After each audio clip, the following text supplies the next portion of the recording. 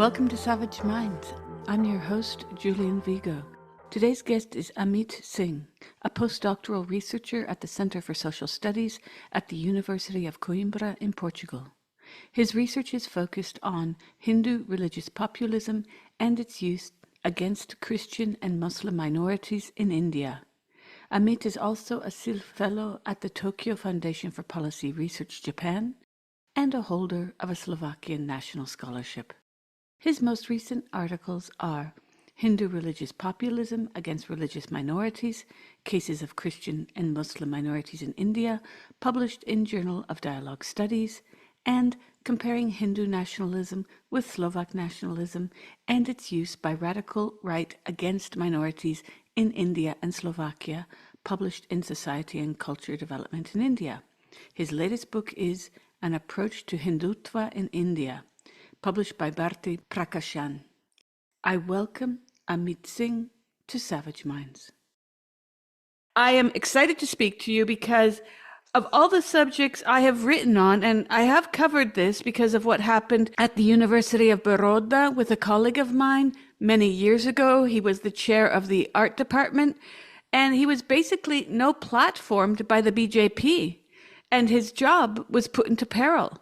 His life upended, and this happened almost 20 years ago. And a lot of people listening to the show will not be familiar with what has been going on in India, even preceding Modi's reign of terror, as I call it. So let's kick off with, could you tell our audience, what is Hindu nationalism? Hindu nationalism is a combination of religion and nationalism. It's a Hindu supremacist ideology which enforces the idea of one religion, one language, one culture over others. It's extremely intolerant to dissent, and it justifies violence against not only against minority but also any dissent. It rejects religious pluralism and it supports Hindu sovereignism. Ultimate goal of Hindu nationalism is to transform India as a Hindu nation.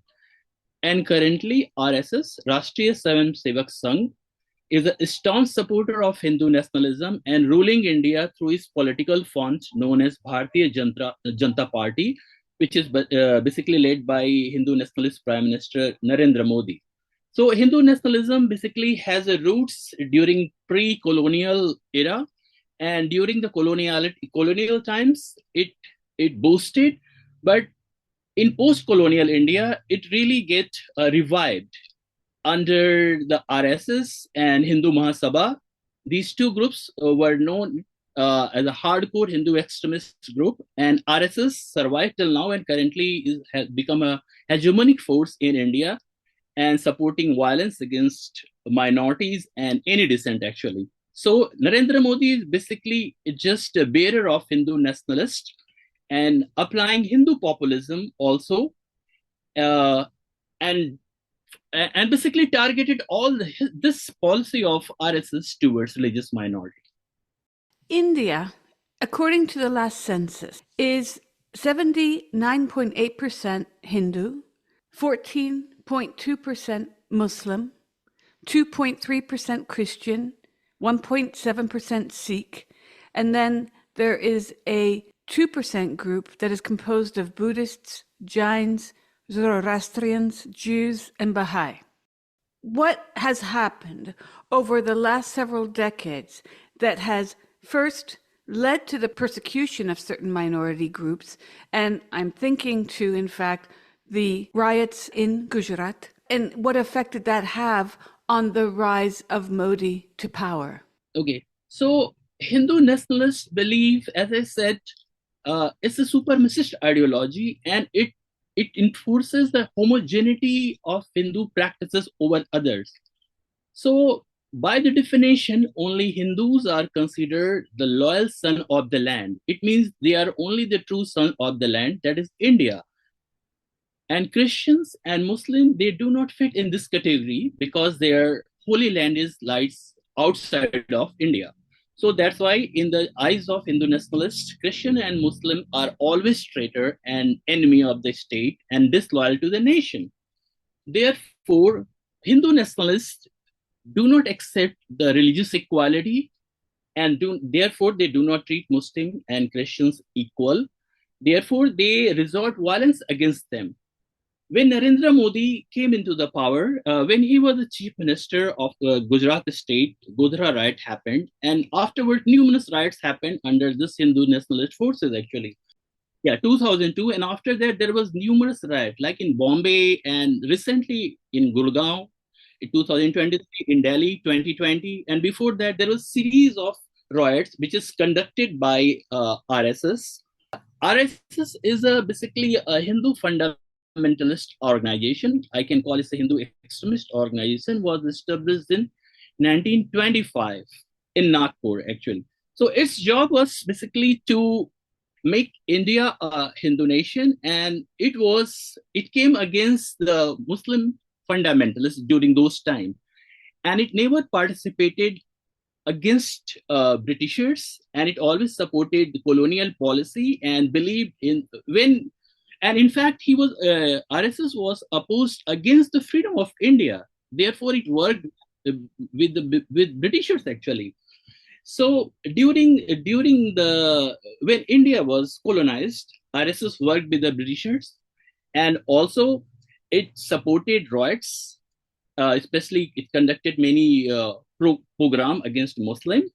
Its sole goal was to capture political power, irrespective of social harmony. It never project. So since then, RSS has been looking for opportunity to capture political power because Congress was powerful until 50s, 60s, until 70s actually. And also Mahatma Gandhi was killed by one of its volunteers. So the public sentiment was against RSS, so it couldn't rise. But in 80s there was an allegation of corruption in Congress party, and also various reasons actually which helped to survive RSS and help to dominate. Then in 80s it surges, and BJP, its political front, basically increased suddenly, and from two member of parliament it become more than 300 in 2019. But RSS claimed that it's an NGO, it's not a political party. But the truth is, all these political parties we see like BJP and other Hindu extremist group like a Hindu Yuva Bahini, Bajrang Dal, Vishwa Hindu Parishad. They are just this political arm which basically resort violence against minority. So RSS controls, we also call these organizations as a Sangh family. They are the member of this family. So RSS control Indian politics and social reality through this organization by resorting violence. So currently, RSS is ruling India through its political front, that's the BJP actually. So I can say RSS is the invisible power controlling Indian society and politics in current situation. Why is Hindu nationalism threatening Indian democracy and human rights? You talked briefly about the riots in Gujarat that spread in other parts of India. Let's go back to that for a minute. What happened under Modi's reign of Gujarat that sparked these riots, and how did he work to discriminate actively against Muslims? The fundamental tenets of Hindu nationalism is basically based on a Hindu supremacy. It never accepted democracy, I mean secular democracy. It never respected Indian constitution and never accepted tricolor flag. It has its own agenda. It believes in a Hindu authoritarian state. It means Hindu society shall be based on an ancient hierarchical model, which is in line with Manu Smriti. So in this particular social hierarchy is the Brahmin, is the upper caste who call the shots over other. So it's not just a religious minority, but also the Dalits, marginalized women, they all supposed to stay at the subordinate position. And Modi is doing just what he was taught, because he was a RSS worker and he learned during his training. So when he became chief minister, he was simply following what he has learned. So, and because riots and communal violence is a mode of polarization. It has been always mode of polarization for Hindutva politics. So this is what he did. If there is no chance of polarization, they create conflict. They create artificial conflict to polarize Hindu masses against minorities. And due to colonial and Islamic past, Hindu majority is easily organized in the question of religious identity. This is what happened in Gujarat, and this is happening in other communal riots. So whenever there is a question of religious minority identities involved, riots happen. This is what happened in Gujarat, actually. No one knows how those Hindu pilgrimages were burned, whether it's a designed or deliberate action or is done by anyone else. We really don't know. We have no clue. But what we know that Modi was definitely complicit in the murder of more than 2,000 Muslims when he was the chief minister. And what we see currently in India, it was just a pattern followed since. But it's not just limited to Muslim, but it's also extended towards anyone who is challenging his style of politics, including seculars, liberals, urban Naxalite, or any kind of dissent, actually. There's a paradox with the RSS that argued for a reform of caste, have they not? Well, I must say, when they were not in the power, they talked about many positive and progressive things. Example, women's empowerment. Narendra Modi talked about development of India, about employment of youth. But all these were just a show to capture political power. RSS politics, RSS core is the base of Manusmriti, which lies in the supremacy of upper caste over other.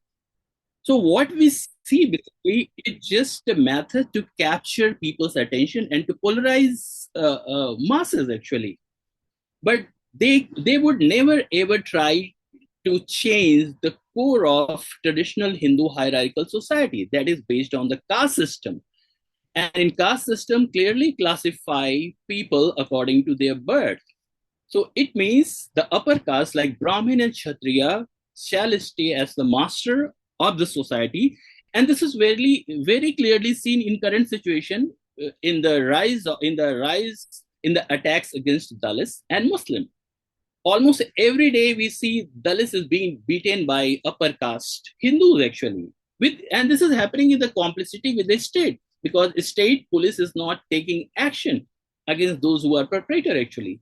This clearly shows there's a link between these growing incidences of violence against minorities and Dalits and RSS ideology actually. So RSS says something else and does something else. They are clearly hypocrite, I believe. Well, they've also come out in support of lesbian and gay rights, which isn't really surprising given the prince in Gujarat, Ravindra Singh Gohil, who is in fact now married to a man. This is all very interesting how they sort of know how to manage their PR messages. Yeah. I totally agree because if we see, we clearly know how much RSS hate Gandhi and Gandhian ideology.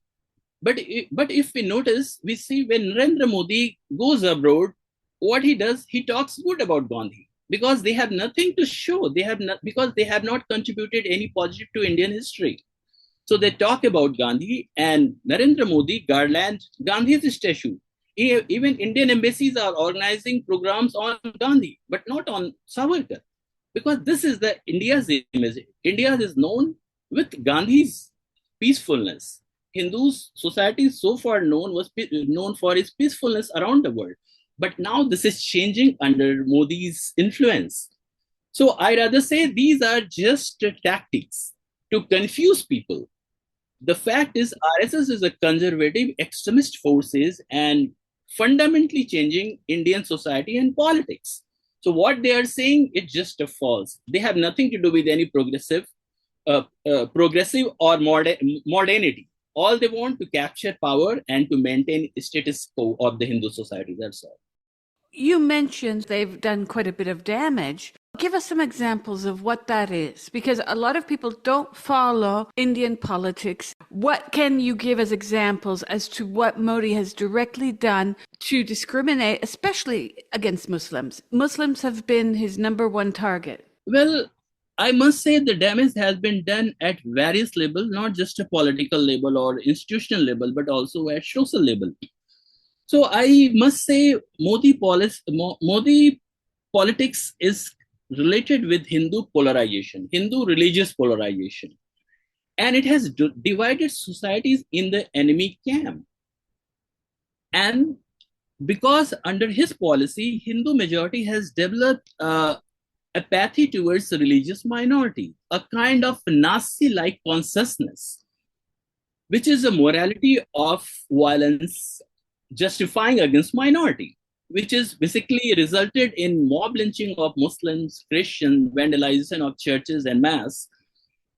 And mostly Hindus are complicit. They do not take action. They do not condemn these things. So this is one of the outcome of his policy. But also, most of the institution has been hijacked, from police station to judiciary, parliament, educational institutions. History is being rewritten. So we see the fundamental changes is already started, and renaming the places, rewriting the history, Hindu revivalism, all these things are this part of this history actually. But apart from that, there has been many legal issues. Example, implementation of CA, Citizenship Amendment Act, changes of Jammu Kashmir status, triple talaq issues, and kept securing the land for Babri, from the Babri Mosque to Ram Ayodhya Temple. Modi is playing with all these religious sentiments of belonging and excluding Muslim, including Hindus and Dalits in his politics. So I must say the damage has been done, and it's a great damage, and it will take decades to recover from this. Example, in Varanasi. Varanasi is considered most Hindus' sacred place, and also is currently ruled by Yogi Adityanath. That's the BJP chief minister and Hindu militant leader actually. So when he became chief minister of Uttar Pradesh, and Varanasi is represented by Narendra Modi, he's a parliamentary representative from Varanasi. There is an increase of attack against minority, particularly Muslim and Christians. Muslim youth being targeted by different kind of sedition act and UAPA act, like terrorism act. And whenever there is a protest against the government target Muslim, and they frame innocent Muslim citizens under false charges and put them in jail. But apart from that, example of Kashi temple, Kashi Vishwanath temple in Varanasi. It's a very old temple. Hindu nationalists claim that this temple was destroyed by Muslims, and then the mosque is created at the original location of Kashi Vishwanath temple. So when Narendra Modi started representing Varanasi, this politics become reignited. In fact, under the pressure from the government, local judiciary also acted in favor of local Hindus actually. So a new kind of politics started around this temple, because temples are a kind of part of emotional narratives of Hindus and easily unsettled Hindu majority. So I believe this mosque in Varanasi, Gyanvapi Mosque, is the next target for Hindu nationalists because it polarizes Hindus against Muslim, and it can leave the same impact as a Babri Mosque demolition in Ayodhya. So, in addition, a new corridor has been built around Kashi Vishwanath temple, meaning hundreds and thousands people are traveling every day to visit a temple. But it also jeopardized the location of Gyanvapi Mosque, which can be destroyed at any time. It could be on the pretext of the government action, or it could be destroyed by Hindu extremists. But it creates a problem, and it can be done at any time. So we can see these are the such situation waiting to be explored. And I can clearly see, but not just this temple, but there is a Muslim majoritarian area in Varanasi. We call it Dal Mandi. Government is also trying to destroy it in the name of development, actually. So they are just setting the stage, and the stage is set. They are just waiting for the right time to blow it up. And I'm sure they will do it. When you say blow it up, you mean with explosives? It could be, if it's done by the invisible arm of the state through their extremist group, it could be, or it could be sabotaged by the legal ways, like the way they have captured land from the Muslim from the Babri Mosque for Ayodhya temple actually. So it could be the legal way or it could be the illegal way. As you know, BJP do not respect, or RSS is not bound by the democratic norms, and they don't have a respect for anything democracy actually. So they can go any other way, and they can destroy the mosque, and also they can get the order passed from the judiciary. That is not big deal in these days in India. And when this happens, it's going to create a huge ripples in the politics and going to benefit BJP for sure. What do the people do in response to this from these religious minority communities? Have there been legal challenges to India's Supreme Court, for instance? Well, I must say, Romila Thapar, Indian historian, once said, Hindu majority was never loyal to the idea of India. That is inclusive India, that is the Indian democracy and secularism. And most of the institutions we see, whether it is a Supreme Court or High Court or police, is dominated by Hindus actually. Majority is Hindu. As we have seen the case, in many cases, especially in the case of Babri Mosque, the order was passed in favor of Ayodhya temple. Also, in many cases, actually, judges in Supreme Court seems biased when taking this decision. You see case of Umar Khalid. He has been languishing in jail since last 5 years without framing any charges. So there is a clear judicial biasness against people from minorities, also towards Dalits actually. So I don't have any hope from the justice system to protect Indian democracy. And I think they are all under the pressure because, as I said, BJP do not, or RSS, they do not respect democratic norms. So they can follow any method to sabotage democracy and to retain their power as they are doing now. Is any of what the Hindutva is exercising in India also aimed at the northeastern states, where you have a lot of repression of various Marxist and Maoist groups? Yes, I believe so. Especially in Manipur, we see earlier there was not that kind of conflict. Most of the conflict we see in Manipur, it is created by this Hindutva group.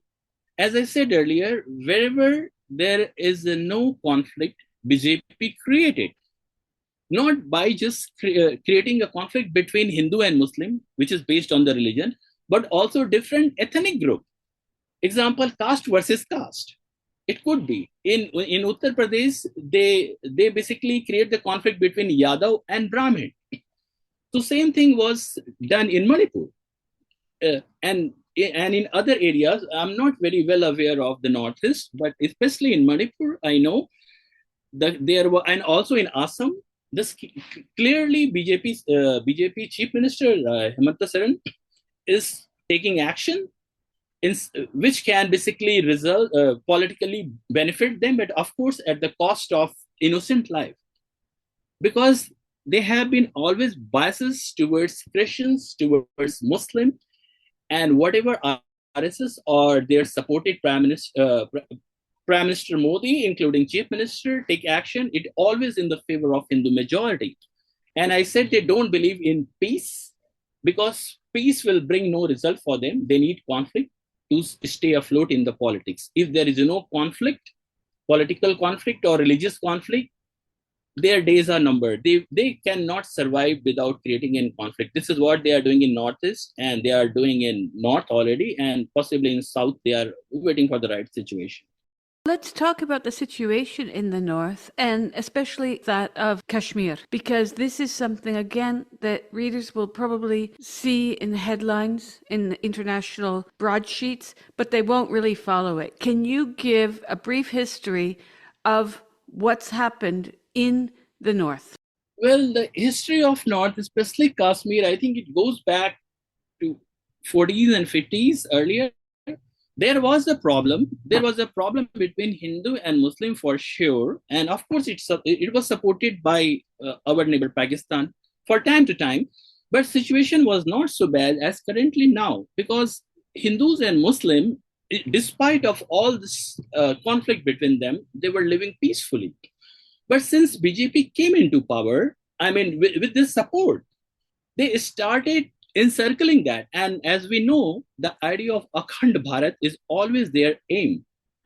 RSS desire to create a united India, which encompasses not just Kashmir, but and it goes until Afghanistan, Pakistan, Sri Lanka, Bangladesh, Nepal. So we need to see this conflict within this framework. And that's one of the reasons that they said they implemented Article 370 to divide Kashmir into regions and to basically transferring majority Muslim into minority. And in fact, they try to change also this. They start sending some Hindus to live there, to buy property, to marry their women, but it didn't work because there is a no job, there is no situation, and basically there is a no peace. There is a no peace. Situation even got worse. And we see there is a political stalemate. Currently, BJP is also trying to make inroads there by stealing their member of state parliament members. Actually, there was an allegation of vote theft a couple of days ago in Rajya Sabha in upper house, where some member of opposition party, not opposition party, some members from the Muslim group, they blame that BJP is trying to steal their vote. And in fact, they have done all over India. Modi basically came into power by stealing the vote, as Rahul Gandhi has already established. So I believe situation got really worse after the implementation of Article 370, and there is no solution currently. And it's not possible to establish peace under Hindutva rule in Kashmir. As we know already, there has been a huge, very long internet shutdown. The dissent is repressed. Majority of their leaders basically are languishing jail. The journalists, academics are inside the jail, or there is a terror of Hindutva. They are not, people living there are not living a normal life, in fact. And in fact, the majority Hindus are turning against them. It was not like that. We have never seen polarization before. And this is what also happening in Varanasi, I must say. There has been a conflict, but not at this scale. Under Modi, situation has become very complicated. The region in the north is majority Muslim today. The state is called Jammu and Kashmir. Yeah. So can you explain when you say they're not living a normal life? What do you mean by that? When I say normal life, it means imagine Kashmir is considered one of the heaviest. That's where the heaviest military and or police presence is currently. And people living there are under the shadow of the gun. And there is always internet shutdown. And most of the time there is a strike or a school is closed or institutions are closed. There is a conflict. There is a conflict between terrorists and local police. There are also local people suffer in this process. It means they cannot do business. There is a no climate for tourism at the moment. There is a no climate to conduct business freely without putting oneself to the risk. So for common people, it's totally impossible to live a normal life. I mean, sending their kids to school, because in a school, we also see there is a cases of discrimination where Muslim teachers are sometimes basically beaten by Hindus. And also the Hindu police have biases towards Kashmiris. As we know, Kashmiri students are basically marginalized and demonized all around in India. It also includes in Kashmir, actually. So at various level, judiciary level or police level or societal level, these people in Kashmir are marginalized and government are basically encroaching their region. Earlier, it was not so, but now situation has become very complicated, actually. So I think this is all this military situation or conflict situation or things happening in the political level is impacting the lives of the local people, local students. There's a conflict there with Pakistan. Can you describe that, please? I must say what happens during the recent conflict, Indian government call it Operation Sindoor. I strongly believe this conflict was created and partially or maybe to a certain extent by the Indian government because as we know, Narendra Modi is losing its influence over Indian population and is increasingly become not notorious, but he's losing his popularity. And he was looking for some situation to create like he did earlier, like Pulwama happened. We all knows actually. So I believe this conflict or this surgical strike on Pakistan was created. It was designed, and those Indians who were murdered earlier by so-called Pakistani terrorists is not also established whether these people who murdered Indian came from Pakistan or not. So all these things seems very dubious, and I believe it is created to gain political mileage by BJP actually. So of course Pakistan retaliated, and the overall damage was happened to India. You see, politically, Pakistan has done well actually because he was in the their leadership was invited to White House, and also Pakistan become chairperson in the United States in one of their organization, I think in Security Council. But it didn't do harm to Pakistan, but the war did harm to India. India lost its credibility among world community. See, no one came to help for India actually.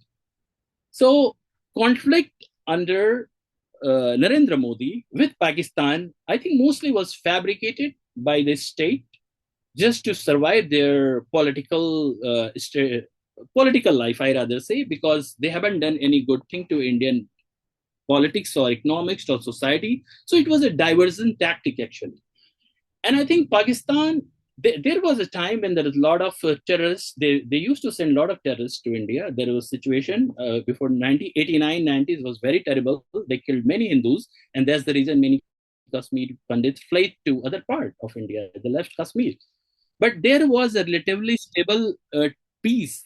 There was a time when there was a peace actually. But this peace, now the chances of peace is gone, because it totally depends on the whims of Narendra Modi. And whenever he feels unsettled, insecure, he just wage a war against Pakistan. Well, whenever there is an election, there is always war against Pakistan at the rhetorical level, at the discourse level. But now we see a physical war sometime, time to time actually. So I think it's more like a part of politics than a war between people. You're listening to Savage Minds, and we hope you're enjoying the show.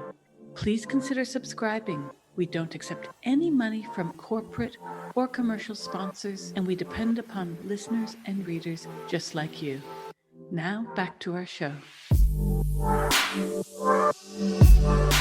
I want to discuss your latest paper, Hindu Religious Populism Against Religious Minorities, Cases of Christian and Muslim Minorities in India. And I'd like to get at some specifics here, because I think it's important to have examples of what's happening. The way that India is presented in the news is in terms of cricket and riots over the price of onions, and in very little detail because Western media represents the global South quite badly. If we look to your argument that you make in this paper, you talk about a problem of ontological security. I'm going to quote you now. You say Hindu nationalists spread propaganda that Indian Muslims are taking over India by populating and capturing the economic resources, and that Christians are converting Hindus to Christianity and spreading Christian culture, thus presenting an imminent threat to India and Hindu religion and cultural identity. You go on to say Hindu religious populists often invoke historical vendettas to take physical revenge against Muslims and Christians whom they accuse of defiling pure Hindu culture and the nation. Use of Hindu religious populism under Modi, who was once banned from the West due to his complicity in a massacre of Muslims in 2002, has reached a new height and consequently increased Hindu majority hostility towards religious minorities. I'll end there. This is my question, though. Given India's history and the kind of conversions that were affected, we can't pretend that Christians did not come over and convert Hindus en masse, because this did happen. So on the one hand, there's a fear that in a way is displaced from history to the present. You do see a few orders of the Catholics. You'll see them in Goa. You'll see them, I imagine, in other regions where there's a higher Christian population. But the kind of conversions that the BJP is inflecting has to do with a kind of historical total immersion of Christian conversion during the height of British colonialism. How do you see what might be this kind of conflation with the historical colonial past of India and the way that Christianity definitely was brought over? And I don't just mean the Portuguese settlers from long ago. That's a slightly different story, but the more recent conversions within the Catholic Church. And I'm thinking of Mother Teresa and that whole, what is now defrocked as being a fraudulent organization. Christopher Hitchens wrote a beautiful book about this called The Missionary Position, about Mother Teresa. It's important that we also understand that some of the fears of the BJP, they're in a very good position to stoke up more fear because this was done to Indians throughout its colonial past, no? Of course, as I said earlier, due to colonial past, Indian Hindus specifically easily polarized when it comes to question of religious identity, their religious identity, yes. So, but we also need to know that India is a secular democracy country which allow anyone to practice their religion. And this is also include not just to practice, but to preach and to convert anyone into their religion. It is their constitutional right. And I think what they have been doing, they are doing within their rights. This is what also Muslims have been doing. But this is the fact. Due to colonialism, the Christians basically they came and the goal was basically to convert Hindus into Christianity, and they have been doing, but they have been doing, of course. But in independent India, we also need to know there are only 32 million Christian currently. So they have been always in very, very minute minority, and they have been doing the yeah. No, I laughed because 32 million is small in India, but it's a lot in Western countries, right? That's half the population of Italy. Yeah. I mean, compared to compared to billions, more than billion Hindus is very important because we know they're 80% Hindus actually, and Christians are like 0.22%. So it's very Right. important to remember the number. And we also need to know they were doing the things within their constitutional frame because it's not a theocratic or this is not authoritarian state technically. Hmm. So, as I said, the Hindu nationalists, they never accepted religious minority as an equal. When India got independence, Indian choose to be a secular country, unlike Pakistan. So, in secular country, one has right to protect its religion and to promote its religion, and they have basically, and they can do whatever they feel good or feel free to do to promote their religion or to maintain religious identity. This is what they were doing. So when BJP came to power, and as we know that BJP is political front of RSS, and RSS treated always religious minority as a traitor, as an enemy, as a disloyal to the nation. And this is what basically Narendra Modi, who is considered authoritarian populist leader, a hybrid leader also, have been doing actually. So their sole target is religious minority and also secularism. Because of secularism, they are protected. And not just they are, but all the dissenting voices, the voices of modernists, progressive, they are all. Actually, I also be included under secularism because we challenge established norm of Hindutva. So they naturally become target of RSS because these things, these people, this religious minority, because their loyalty lies somewhere else in Vatican, in Makkah, so they cannot be loyal to the nation, to Bharat. And that's the reason the attack against them increase laps and bound. Almost every day there are 5 and 6 attack against them. Christians are being slapped with this religious conversion 2020, framing them that they are forcing Hindus to change their religion, and also they are being attacked by Hindu extremist group. And same goes for the Muslim. But Muslim are also being targeted by this love jihad thing that they are trying to convert Hindu women by marrying with them actually. So it was very natural. As I said, RSS do not believe in secular democracy, and because secular democracy treats everyone equal. There is a freedom of equality, there is a freedom of expression, freedom of speech, freedom of assembly. But within Hindu Rashtra, this is not possible. So anyone who think differently from them become enemy of this state, not just religious minority. That's why I'm including new minorities. Who are new minorities? New minorities are secular, liberals, leftist, communist, urban Naxal. I also come under a new minority. So we are the new minority. We are persecuted. That's what I'm saying. Can you explain to our listeners what happened earlier this year when India passed a controversial bill on Muslim properties? This is one of the examples in how the BJP has actively discriminated against Muslims. So, as I said earlier, under the secularism, each religion has authority. They were free to manage their own property, own their religious institutions and educational institutions. But what BJP is trying to do is capturing these institutions by nominating their own people. It could be like in case of Muslim property board, they are trying to propose that in addition to the Muslim member, there must be a member appointed by the government, which could be a local official, which could be a district magistrate or commissioner. So this is another way to intervene into the religious affair of religious minority. And this is way not just basically to guide them or to share the knowledge with them. This is basically to capture their institutions, to capture their property. This was the Waqf Act that the BJP government introduced a bill to amend it. Can you say what was changed in the Waqf Act? Well, I don't have current updates, but last time I checked, it was like all the Waqf board need to have all government officers. Basically, it could be a local official, could be a district magistrate in that area, who shall be the member of these board. And when it comes to like buying the property and use of those particular property, example, Jama Masjid in Varanasi, it is managed by a certain board, but this board is basically dominated, or mostly Muslims are its member, Islamic religious leaders are member.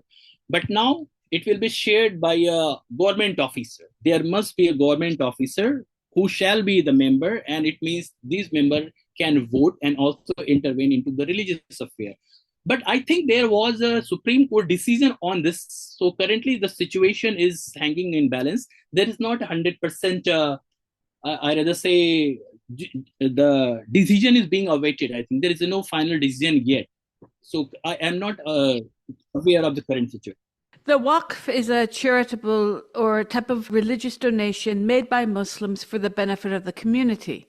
And these properties, according to Islam, Islamic tradition, cannot be sold or used for any other purpose. So what the BJP has done is try to interlope on this long-standing practice. So this is a very direct offense, not only to Muslim communities themselves, but to their cultural and economic heritage. So this is, one thing that strikes me as really, really detrimental to community cohesion, because when we talk about what's happening in the north, in Jammu and Kashmir, we see where the armies are being sent even to try to overpopulate the region with Hindus, given that I believe that region has 68% Muslim. Yeah. It's the only state in India that is majority Muslim. And so we're seeing where there's all these kinds of violations of local practices, religious practices. And in your paper, you review some of these instances, such as the extremist groups under state patronage in places like Uttar Pradesh, where a Christian couple were arrested by the police on the grounds of praying in their homes, which was a violation of the law in the rural area of Varanasi. And then you give other examples. Can you discuss some of the illegal aspects as to what's happening? Because anyone who's lived in India knows that the police can be quite corrupt. Yes.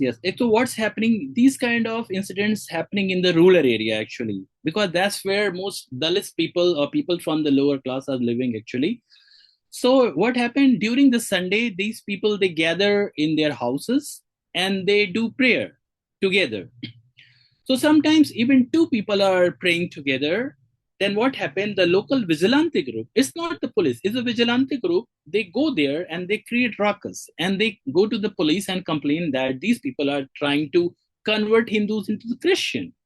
So on the basis of this complaint that these people are trying to do this illegal conversion, then police file false cases against them, and basically it's a way to legally harass them. And sometimes many people actually, they are sent to jail, and this religious ordinance 2020 have been highly abused. So almost every day there are 5 to 6 cases in Varanasi. As a whole, in India, at the larger level, there are hundreds of cases every day actually, because NGOs, which I talked in Varanasi, on the condition of anonymity, they mentioned there are hundreds cases in Uttar Pradesh, especially eastern Uttar Pradesh, that is a rural area. That's where these things are happening, because that's where mostly Dalit people live. So on Sundays, or sometimes they gather under the tree, and they do mass and prayer together. And usually when this vigilante group, they see them, they just sometimes attack physically, and sometimes they complain. And police basically do not file any cases against this vigilante group, because of course the government is implicit in this situation, and police is working with them, because police very well know what's happening and what they have to do.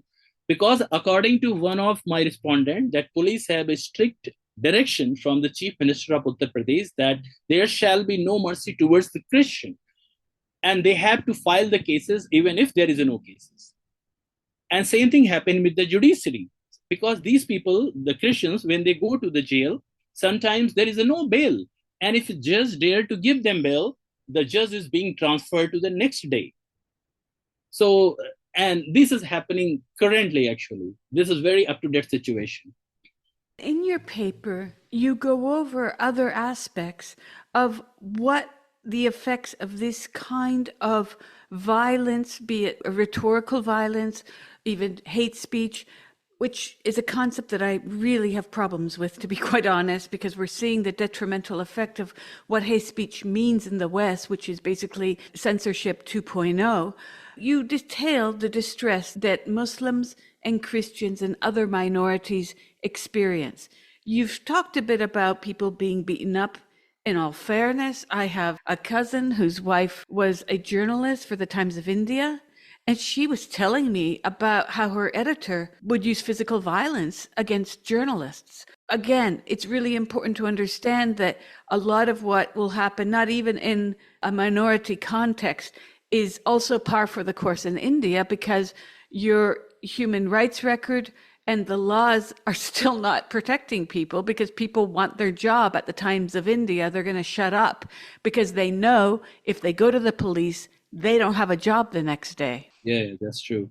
Aside from these discriminations, India, even though you have a very rich constitution, rich judicial system, there are still problems of having all sorts of crimes recognized, despite the discrimination against religious minorities. Can you talk about what you discovered in your research in this paper, Hindu Religious Populism Against Religious Minorities, what you found within the Christian and Muslim communities that you examined? What were some of the other effects of this kind of discrimination?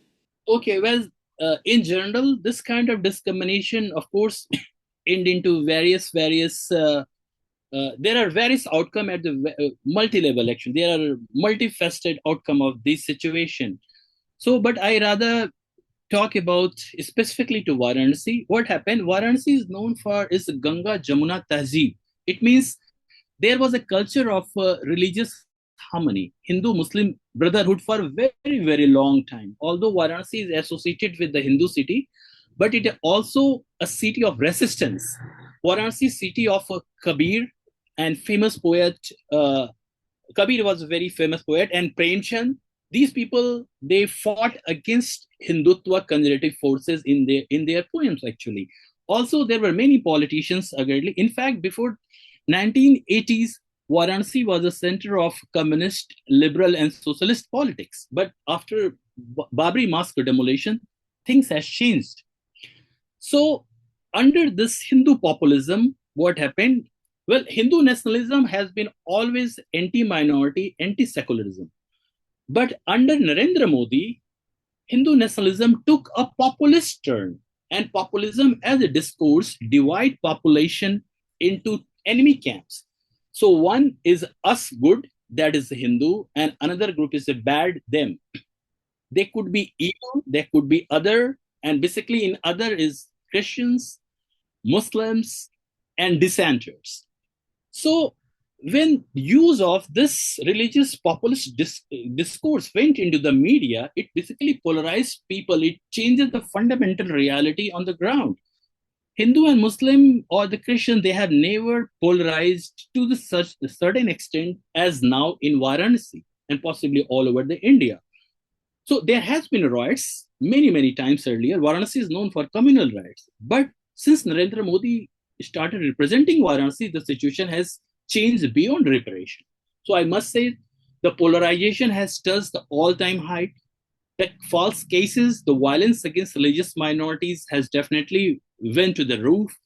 Above all, we never saw a growth of a Nazi consciousness in Hindu majority. It was never like that actually. But now a Hindu can watch a Muslim being beaten without doing anything, because there is a morality of justification against violence against minority. And also Hindus justifying violence against them. They say, okay, this is fine. They deserve this because Muslim has done bad things to Hindus during the Middle Ages, and they are responsible for the partition of India. So these things are very new to the Indian society. All Hindu society developed this Nazi consciousness, basically justifying violence. This is also a new thing. And this is, I think, will take some time to change. Apart from that, there has been a socio and economic boycott. This is also a very new thing. People are stopped buying things from the Muslim seller. It's happening in Maharashtra. It's happening even today. There is always some proclamation from Hindu religious leader, from Hindu nationalist leader, from BJP, telling them not to buy anything from Muslim sellers. It has been happening now very much. It helped to normalize violence, hatred against religious minority, not just a Muslim, but also Christians. In addition, the Orthodox Hindus basically are alienating secular Hindus. And this is also something new, actually. It never happened before. So those people who think differently from Hindutva supporter or from Hindu national narrative, they are also treated being as an enemy of the state or anti-Hindu or anti-Indian. So these are the new changes, actually. We've seen that Modi makes his holiday in Israel, which is quite ironic given what he is exercising within his own country. There are so many similarities between Zionism and Hindutva. Can you describe that for our listeners? Because I think it's really important that we see globally what is going on here. Yes, I can say broadly, they both are far-right extremist parties and leader. And the reason they are in love with each other because of this ideology of supremacism. They both believe the land belongs to those who basically live them. They are authentic son of the soul. So they are the true patriot, and they have only right to live there and to rule the nation. Apart from other minorities shall not claim equal right, and they shall live as a second class citizen. This is what we are seeing happening in India and also in Israel, actually. And they are all regressive forces. And at the political level, we can classify them as a far right extremists, sometimes a far right.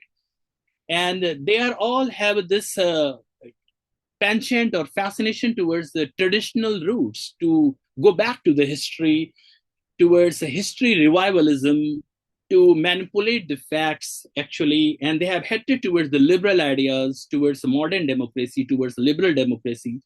So in general, they are not the fan of modern democracy or progressive. They are turning the watch back. And basically, they are trying to establish a majoritarian rule because they believe as a majority, they only have a right to rule and call shots over other minorities, actually. You talk about secular Hindus. What is the percentage, roughly, of secular Hindus in India today? It's very difficult to answer, and I really don't see any data available, because secular Hindus, I rather say a person, basically, they have no problem with anyone's religion. They believe everyone is equal. Everyone have a freedom of religion, freedom of equality. I must say there are Hindus, and that is one of the reasons that Narendra Modi is unable to change the constitution outright, And it is those people who voted against them in national election 2024. And it is those people who almost defeated Narendra Modi in Varanasi, because Narendra Modi nearly lost in Varanasi, nearly lost national election. And as we know, the election is considered rigged, and there is allegation of political theft. And these hindrances created by the secular Hindus, unlike elections in 2019, when Modi came with the majority. And these secular Hindus are getting resistance in a form of NGOs. Example, in Varanasi, there is an NGO called Sajan Sanskriti Manch. They always at the forefront to say minority rights or saffronization, against the saffronization of the universities, the campuses. So there are civil society members, they are being attacked by Hindutva group, by their extremist group, which is prevalent in university campuses actually.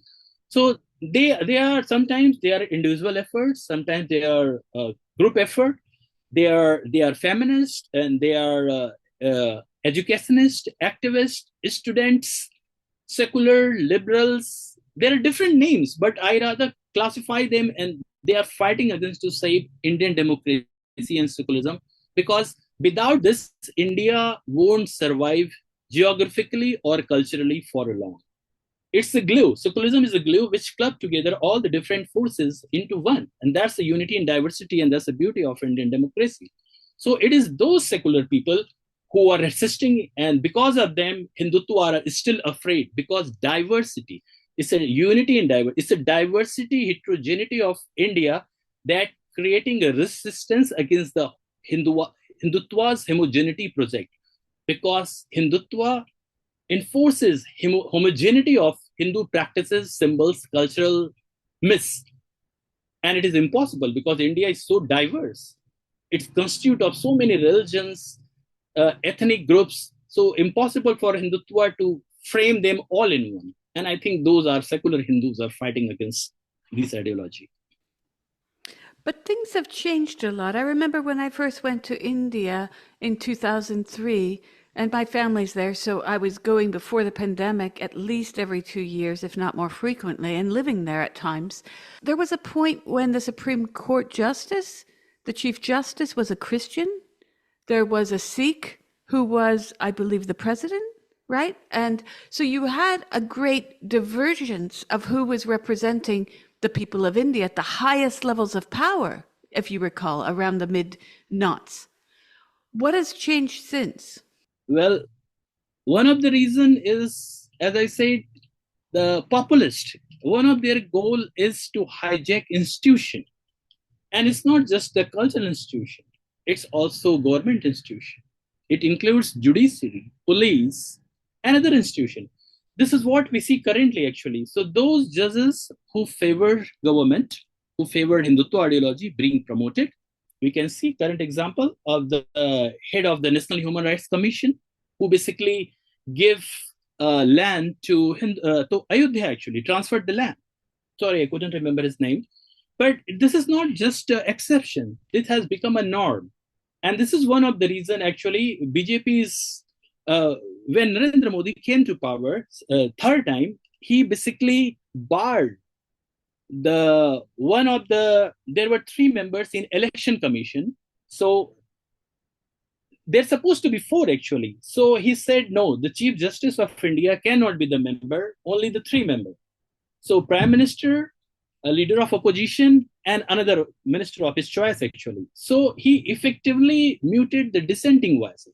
And this is what happening all over India, we see. So most of the institution, even in this state, even in the university, if you see the vice chancellors, most of the vice chancellor in the central university is basically RSS stooge. They are appointed with the consultation of RSS. It's almost impossible to organize any event against RSS or in support of Muslim minorities or in support of Dalits, actually, because they are all under surveillance by the state. So it's police, it's official, it's a justice, everyone working against the dissenting forces. So I'm not surprised, because Hindutva do not tolerate dissent, and they are gradually sponging these things from discourses. The idea of democracy, secularism, human rights, religious equality, freedom, equality, they will be the thing of the past soon.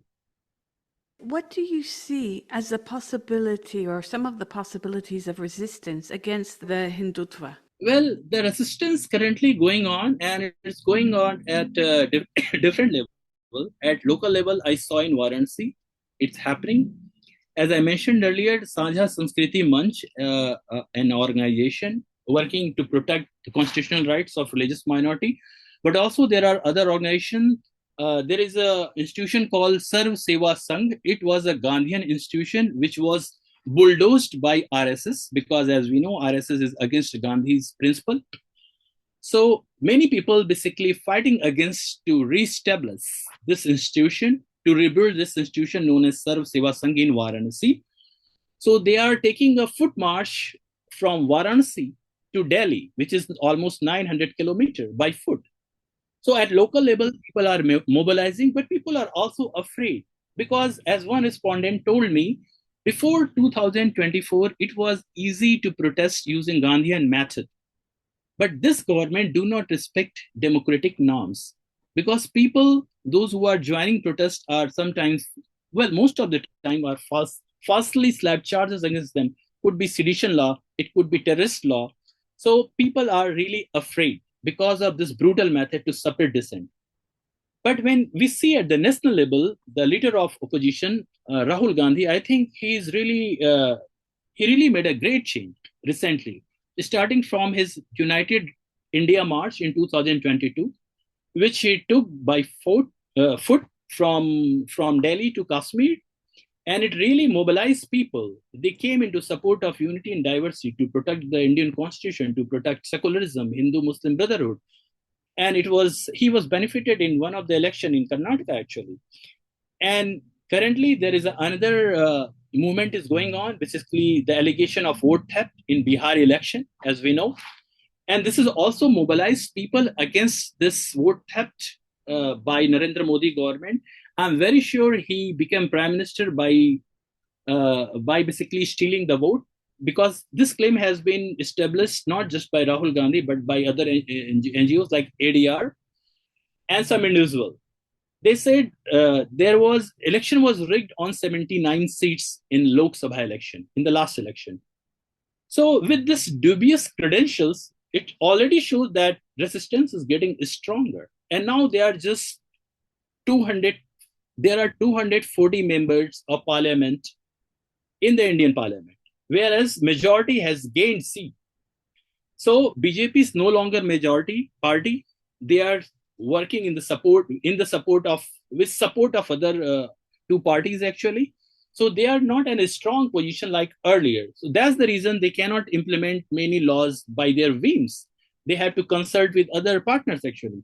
This already shows that resistance is getting stronger, but I think there's a long way to go, because these people, the Hindu nationalists, have captured the institution. They have rigged the election, and the government is the officials basically working for their support. So this made resistance very challenging. But I believe there might be a change in future if resistance keep going on like this.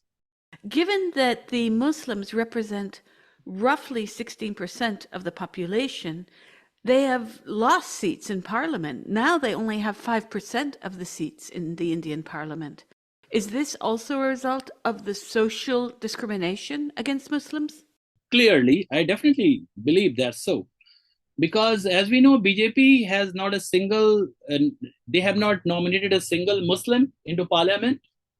And this also, I think, impacted other parties. They are very careful with this Hindu-Muslim polarization. And I also believe that Congress sometimes also trying to appease Hindu majority, because they are very careful to not to hurt Hindu sentiment. And this is one of the reasons they sometimes, Congress leader Rahul Gandhi visit Hindu temples. Also, Priyanka Gandhi visit Hindu temples. So they have a tough job to balancing the people mood, sentiments, and also to their secular credentials actually. But I believe this is one of the reasons Muslim are not winning, because other parties are a bit careful and they don't want to they don't want to basically tag by BJP that these people are just a Hindu party, because BJP it's very easy to say other parties who are not basically talking about Hindus are they are basically support of Muslims or support for Christians actually. So I think it's a discrimination, but it's also so at the larger level, Hindu majority is losing their interest and developed apathy towards the right towards religious minority. So it can be seen in within this context, but I think this process is temporary. If BJP will go or will lose seats, and I think in next election, the number of minorities in parliament in position of power will increase. I am hopeful about it.